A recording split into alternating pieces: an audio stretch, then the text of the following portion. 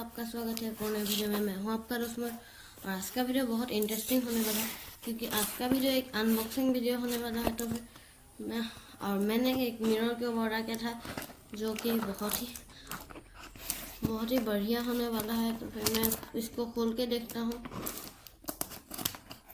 तो mirror cube कैसा आता है मैं देखता हूँ।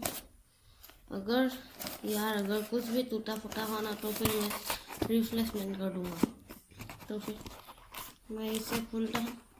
ये अभी जल्दी से नहीं खुलेगा, मैं इसको काटना पड़ेगा।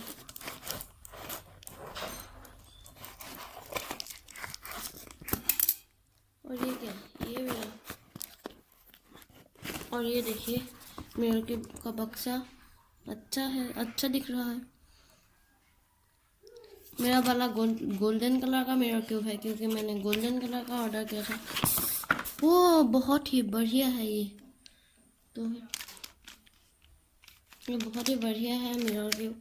अगर आपको मिरर क्यूब सीखना है तो फिर आप कमेंट कीजिए और अगर वीडियो अच्छा लगा तो लाइक कीजिए। चैनल पर नहीं हो तो चैनल को सब्सक्राइब करना मत भूलिएगा। तो फिर ये मिरर क्यूब का शेप कैसा हो जाता है देखिए। अगर आपने पहले मिरर क्यूब नहीं देखा है तो फिर देख लीजिए। घुमाते घुमाते इसका शेप ही कुछ अलग शेप ले लेता है। तो फिर वीडियो को लास्ट तक देख लेने के लिए शुक्रिया।